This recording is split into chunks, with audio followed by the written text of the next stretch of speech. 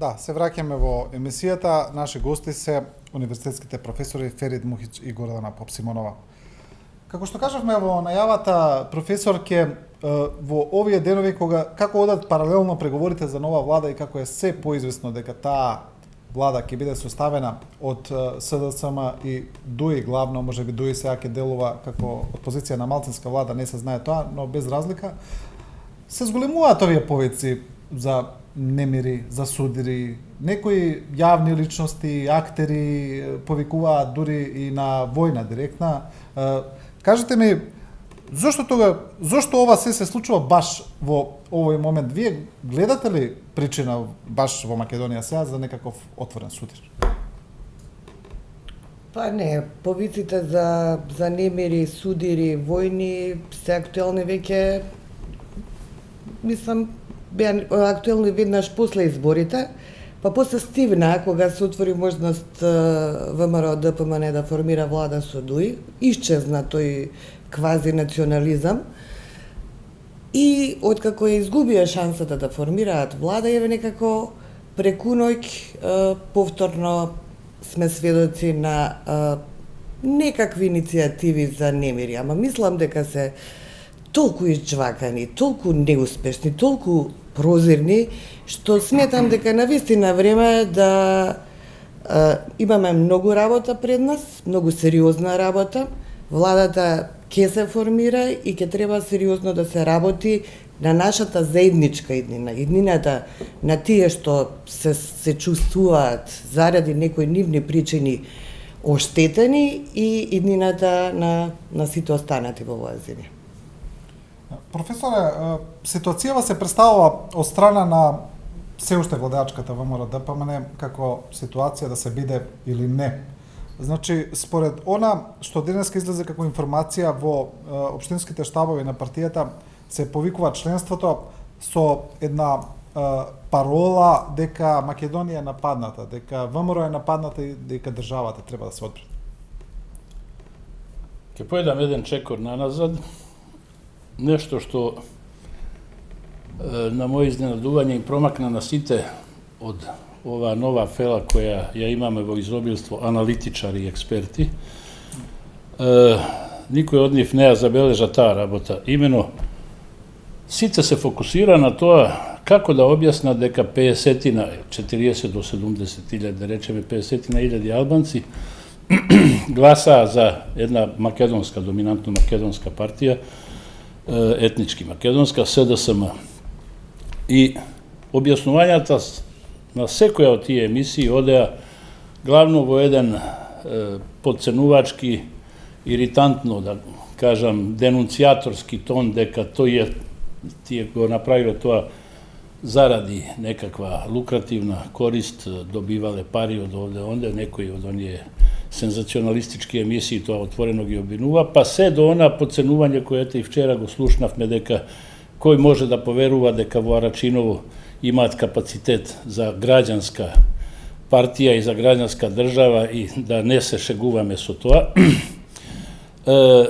Меѓутоа, тука се забележува она што е суштински проблем. Никој не се фокусираше нешто што беше многу почудно.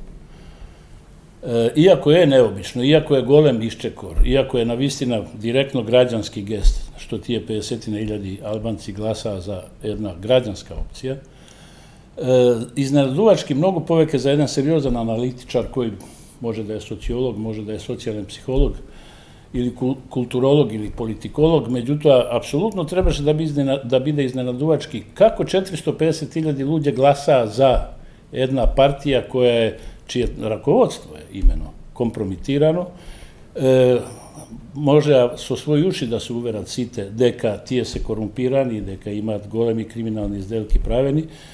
Како да се објасни дека во едно општество 23% граѓани и покрај сето тоа гласаат за една таква опција? Тоа е далеку почудно отколку што 50.000 луѓе гласале, бидејќи навистина тука е крајно дегутантно да ги делат по тоа национално како кој гласал, меѓутоа добро, тоа е покрај другото еден од елементите на овие невкусни јадења кои ни ги сервираат во политиката последните 2-3 години.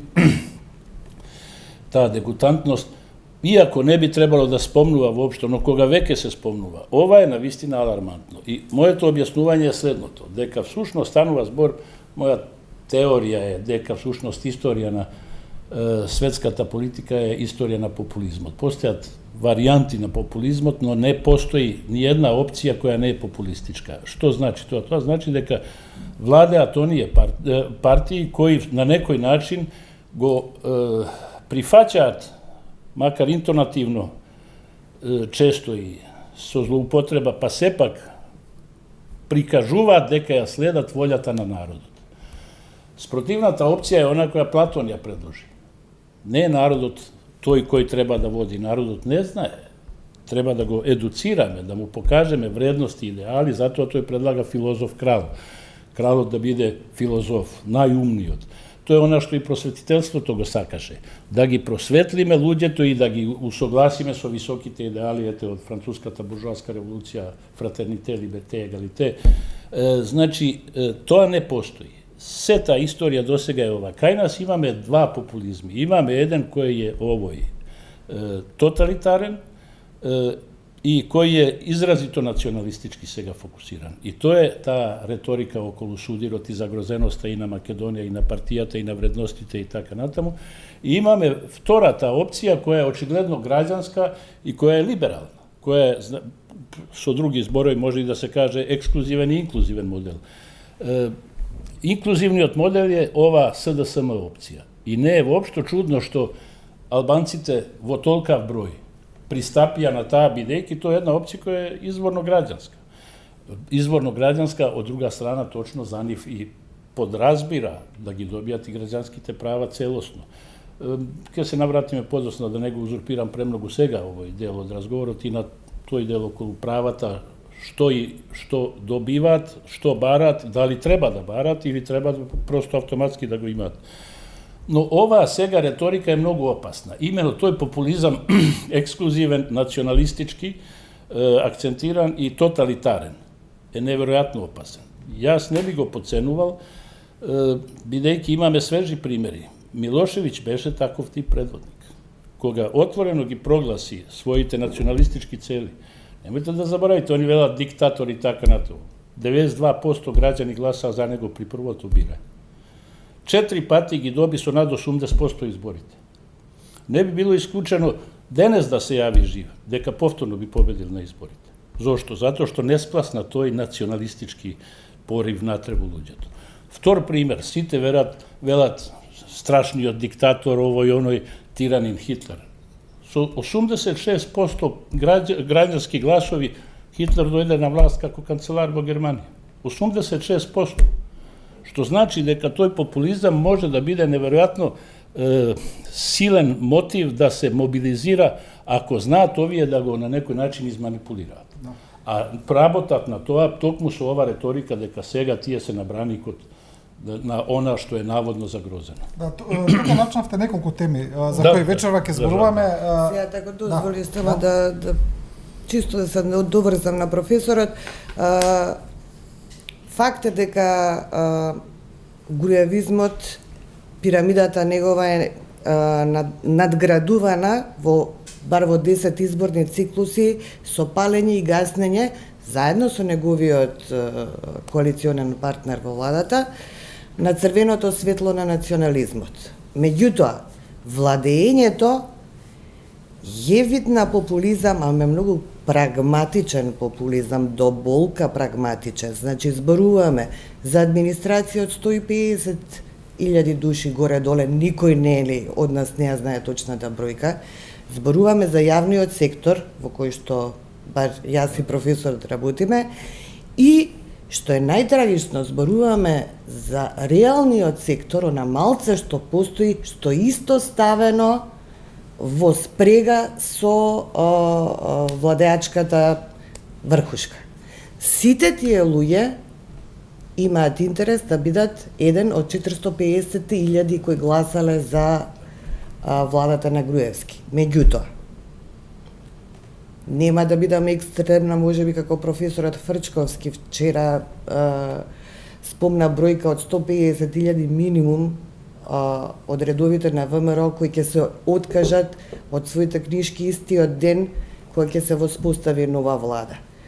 Ама сепак сметам дека многу порелаксирано, многу поиндивидуално, многу по-демократски, ако сакате, ќе можат да решат во некои следни избори граѓаните за кого ќе гласаат. Кога го кажувате ова за јавната администрација, тој е еден аргумент кој многу често се употребува. Сакам да ве прашам за начинот на кој делува владачката ВМРО ДПМН, еве тоа е дел од тој популизам. Значи, дали мислите дека партијата константно ги злоупотребува стереотипите кои постојат кај еден, па не сакам никого да навредам, ама еве да речеме просечен гласач, стереотипите, оние предрасуди кои граѓаните најчесто ги имаат, еве да речеме за друга етничка заедница, и дека партијата успешно ги користи тие елементи и буквално им го кажува тоа што тој просечен гласач сака да го слуша. И што мисли дека е навистина исправно. Еве, кога сега Груевски излегува и кажува па не може една етничка заедница која е 20% нема логика они да биде тој јазик официјален на цела територија. Па, значи, буквално се кажуваат оние работи кои тој просечен граѓанин секојдневно ги размислува. И тоа е една стратегија која можеби е прилично успешна во добивањето на тие гласови. Па добро, тоа е свртување на вниманието од елементарните проблеми. Тој граѓанин кој се грижи, како што велите вие, секојдневно околу тоа дали 20% или 50% или не знам колку посто од јазикот ќе се зборува, за да не размислува дента дали има леп да купи, дали има струја да плати. Тоа е една работа. И тука веќе потврдат. Јас неколку пати велам, ние не се наоѓаме, пред нас не престои опасност од меѓуетнички судири. Имаме реална опасност од социјални судири. Таа опасност ќе ја преземе следната влада на себе, која и да биде. Ќе мора итно да се работи надетнички, над родово, над сите поделби што досега се воспоставија, пред се на подигање на стандардот, правната рамка нормално и образованието, истражувањето и така натаму, за да може овој народ слободно да дише, да се релаксира. Инаку, да се вратам на првиот дел од вашето прашање, од 2006 до 2008 година ДПМН се заблагодаруваше на своето верно членство со тоа што уредно ги вработија своите членови и поддржувачи. Меѓутоа, не заборавајте дека во текот на своето владење тие неколку пати направија прочистување, обновување на кадарот, па значи од раководните позиции ги сибнуваат тие што се неинтересни, како да кажам, за да се направи место за нова маса, нов контингент на поддржувачи. Така да тие жртви на нивните бранови, не знам колку им се сега лојални и колку се дел од бројката 450.000 и колку тоа нема да им се врати, да речам, во следниот период, кога ќе треба да ја реструктурираат партијата. Да, би било интересно да се види бројката на гласачи кога централната власт која ќе ги организира изборите ќе биде некоја друга, не ВМРО ДПМН. Професоре, кога зборуваме за некои абсурди кои се случуваат во секојдневната политика, вчера со проглас се јави и Македонската православна црква, значи која ретко се меша во дневната политика. Вчера некако излезе како уште еден фактор кој се вклучи во тие повици за загриженост поради наводна федерализација, нарушување на унитарниот карактер на државата, а во еден дел од прогласот е интересно што се спомнува дека можеби Македонија би требало да направи попис за сите тие сега не знам како беше точната формулација, но некако работите да се дојат на свое место. Интересно е што попис побара и некои други функционери на ВМРО ДПМН, ама го побара во форма на закана. Сега, дали мислите дека е апсолутен апсурд што попис бараат функционери на ВМРО ДПМН, кога ВМРО ДПМН и ДУИ се партиите кои не успеа да спроведат попис, го откажаа тој попис без никакво објаснување, никогаш не кажаа зашто се потрошени парите и никогаш не кажаа зашто тој попис се откажа. Да, доста возбудлива е и мистериозна, би барала некој Шерлок Холмс нашата сцена да го реконструира или барем Агата Кристи да им дадеме и на дамите во тој жанр, она место кое им припаѓа и по ништо не се помалку способни од мажите, па и во тоа. Мислам дека дури тука женска интуиција веројатно би одгатнала повеќе. Но ќе се вратам повторно еден чекор на она претходното прашање, бидејќи веројатно може да се поврзе со ова. Секако дека инсистирањето врз, да речеме конкретно јазикот е и дефокусирање на вниманието и подготовка за ова приказка за федерализација, за менување на уставот, за загрозување на македонскиот идентитет и така натаму. Но тука има еден изненадувачки висок коефициент или на игноранција, незнаење, или на просто игнорирање на реалноста која се знае. Имено, амандманот од Уставот на Македонија е потполно јасен. Службен јазик на територија на Македонија е македонски и кирилично македонско писмо. Јазикот кој го зборува 20% граѓани или повеќе на територија на Македонија, исто така е службен јазик и негово писмо исто така службено писмо. Практично идентична формулација стои и во Охридскиот договор. Ако тоа не значи дека Македонија е двојазична држава, според Уставот, тогаш јас би молел многу да видам што оној кој тоа го тврди, што ќе покаже на некој тест на IQ. Ти е потполно јасно дека е тоа така. Зошто сега се извлекува нешто како да не постои и да се ангажираат сите тие потенцијали, како што реков, да ги дефокусират и да дојде на ова што вие сега го прашавте. Имено мистеријата околу пописот е навистина мистерија.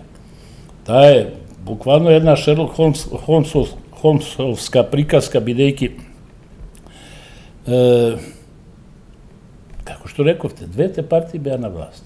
Двете партии имаа сите конци во своји раце. Двете партии точно знаеа што се случува на терен. Без било какво објаснување го запреа пописот после едно-две недели. Постојат можности и дека едната и дека другата страна виделе како лошо стојат работите, но постои за нив, но постои и третата, дека за целата држава стои лошо. Дека можеби 450.000 граѓани веќе тогаш не живееле во Македонија. И дека тоа ќе беше катастрофално сознание, дека 1/4 население од 2 милиони многу значи, дека не се тука. Но ние можеме да предпоставуваме, да даваме хипотези. Факт е дека нивното сега инсистирање да се прави пописот ќе биде нешто што за новата влада ќе постојано ќе тропат на врата и ќе ја влечат за уши. Правете попис. Тие не го направија, тие знаат зошто.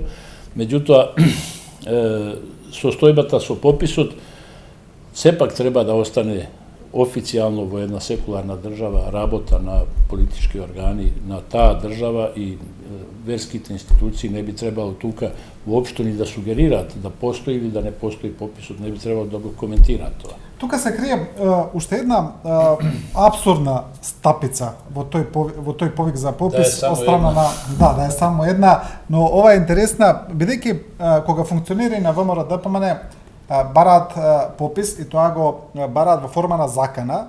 Значи, они сакаат да кажат дека етничката заедница која во Уставот, како што кажавте, е над 20%, не е толку. Не е над 20%, туку таа е помала, тоа е една теза која се... 40 на 100, да. Тоа е Прашајте ги во вие. Да. Тоа е една теза која се заговара еден подолг период во Македонија, но ако е така, а тоа го бараат функционери на ВМРО ДПМН, Никола Груевски е тој кој го прекинал пописот. Значи, ако е така, може ли тезата да се сврти, па да значи дека Никола Груевски, ако е така, сега хипотетички зборуваме, знаел дека албанците се под 20%, а поради некакви интереси го прекинал пописот? To je možda malku verovatno. Njegovata politika je sepak jasno nacionalistička i jasno fokusirana na to princip. Ako go napravi to, a togaž sekako baral seriozni protiv uslugi, pak hipotetski, zada molči za to, iako ima prikazni od nekoj luđe koji vršele popisot na teren, koji se potpuno sprotivni, a spolu našega rekao 40%, no neko im je rekao da ka iznenaduvački procent odpomina na 30% veke posle 10 dana na Albancite. Tako što se razbira jedna i druga ta strana može da ga zloupotrebuva sega, no zašto sega izlegува Nikola Grujevski sobaranje to imperativno da se napravi popisot, ako bi bilo ova točno, togaš je to jedan seriozan minus za nego, to je definitivno njegovi nacionalizam bi se pokažal kako falš, kako neiskren, kako nešto što to i, tako da kažem, operira za da postigne nekoj drugi, lukrativni nekoj drugi celi, ako go premočil znajki deka ima pomalce od 20%, togaš njegovata ne samo politička karijera, toko njegovo to ime kako branitelj na makedonski te interesi, apsolutno je ne poddamka, nego izbrišava. Da.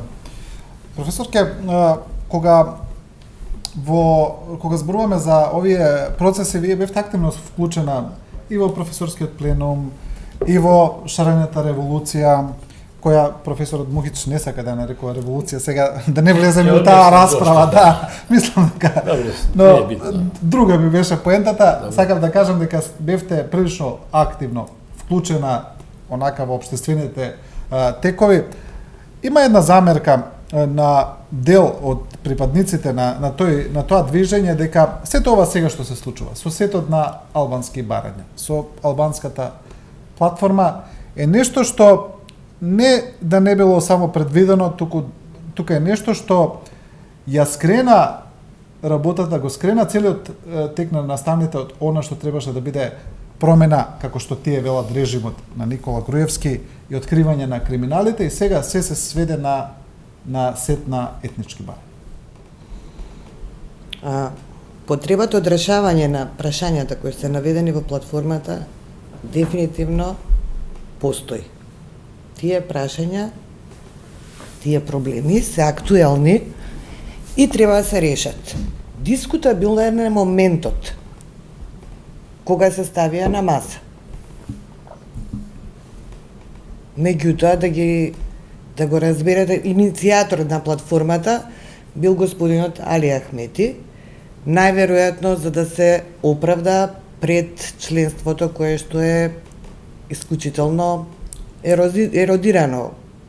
Човекот, односно партијата ДУИ изгуби 50% од своите членови. Така да јас во таа платформа гледам негов појас за спасување. И ништо повеќе од тоа. На крајот на криштата, еве, завршивме на тоа дека сите одговори, солуции понудени на прашањата за јазикот, барем зборувам, бидејќи ништо од останатото, освен СЈО во случајот со ВМРО ДПМН преговорите, за јазикот се останува во рамките на Уставот. Дури и помалку од тоа што го овозможува Уставот и отделни закони и измени на закони за употребата на јазиците во Македонија. Јас не го гледам проблемот. Добро, но замерките се сега дека, еве, не зборуваме за криминал, не зборуваме кој колку пари украл, не зборуваме за тоа тие пари да се вратат, туку зборуваме треба ли да се исполнат барањата на албанските партии или не. Така е, се согласувам дека од една принципиелна политичка, да не речам појак збор, криза, вниманието се сврти на други проблеми, кои што евидентно се горливи за еден дел од заедницата во Македонија. Да.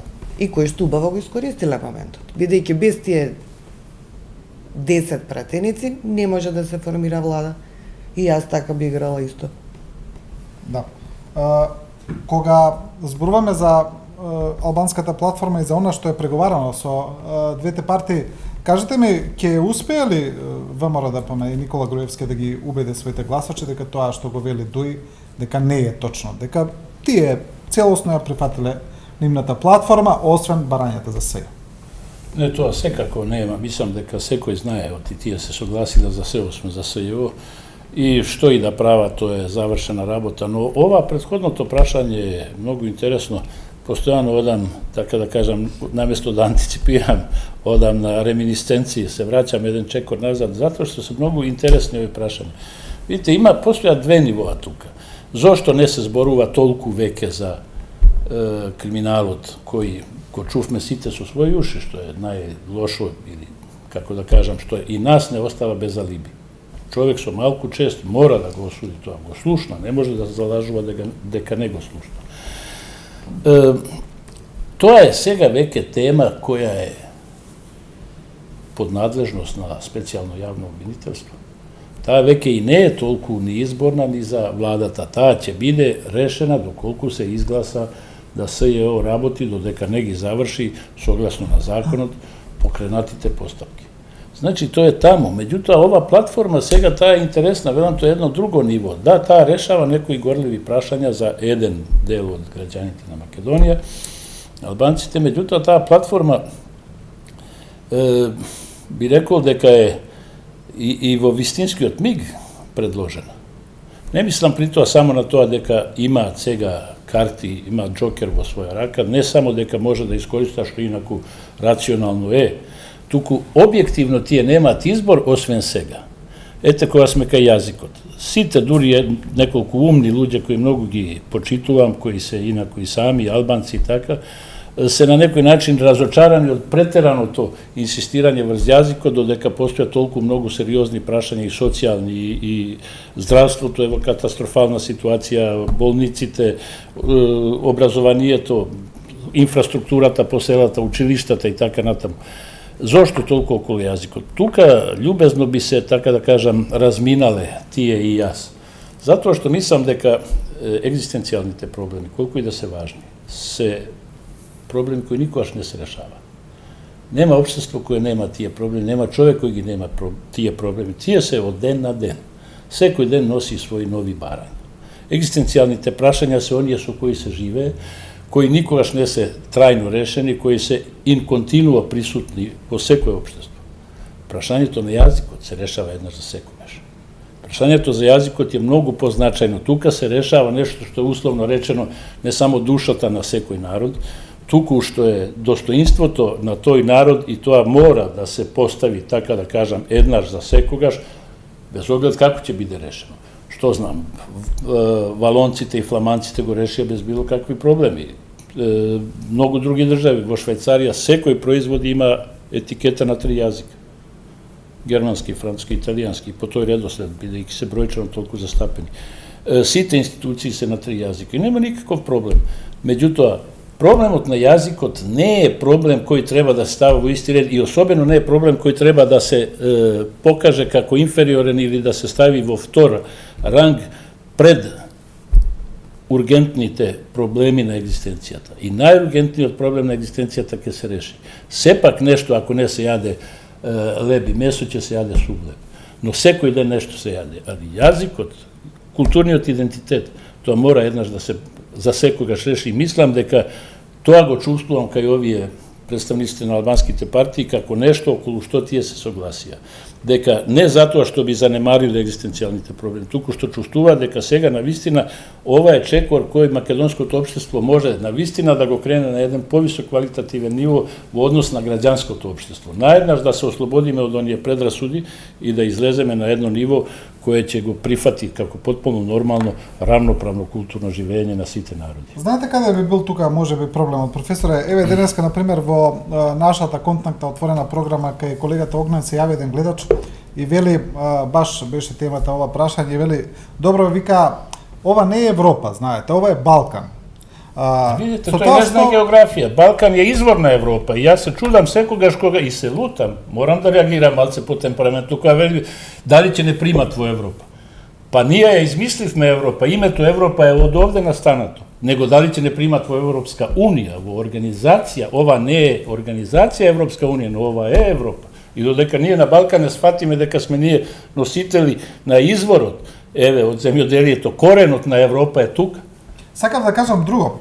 Тука, веројатно е дека дел од... Така што? Веројатно дека на целиот Балкан, не само во Македонија, користењето на јазикот, користењето на националните символи на некој начин, па добро, тоа не е тука, во цел свет е, но тука е особено изразено, се користи на некој начин као за одбележување на територија, а со тоа спротивната етничка заедница се чувствува загрозена, се чувствува дека таа сака да одземе дел од нивниот животен простор. Добравте едно многу интересно прашање, да го направиме динамично, очекувам на вистина овде да отвориме. Видите, тоа е многу интересно. Постоje очигледно рангирање на нашата чувствителност.